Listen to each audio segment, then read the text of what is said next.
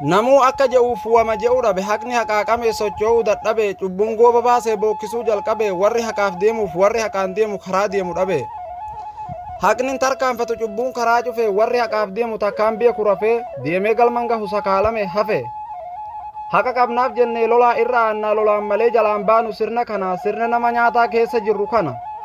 Wayyoo dhiisaa jaarraa meeqa boonye waan wayyuun agarre dhangalaasaa jiran dhiiga saba keenyaa har'as akka dhiiga saree.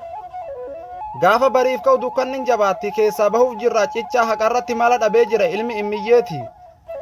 Sagalee nu qabu silaa yaanni isaatii kan fedhe ajjeesee isa kaanidhaatii bukoo fi dhokfachuu shabakaa cufaatii ummata gowwoomsuu osomaa yaaluutti jalaa dhagahame guutuu addunyaatti. Haqni keenya dirree jira namuun argaa mirga isaa eegsisuuf sabni cabee dhiiga.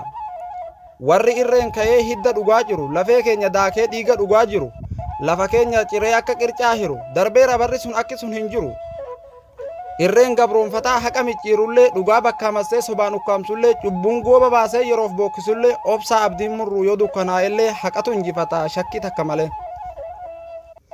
Numaxirra aanaa haqa qabnaa lolaa bilisummaan hin jirtu lolaan malee tolaan xiqqaa guddaan hidhaa gadi bahaa lolaa barataaf barsiisan jenne qote bulaan qeerroof qarreen bahaa waboo wajjin lolaa biyya ofiitiif loluun hin jiru dhiiraaf dhalaa kan biyya jirtaniif warri biyya alaa bakkuma jirtanii moohaa mirgaan galaa carraan baranaa kun hin darbin sin jala.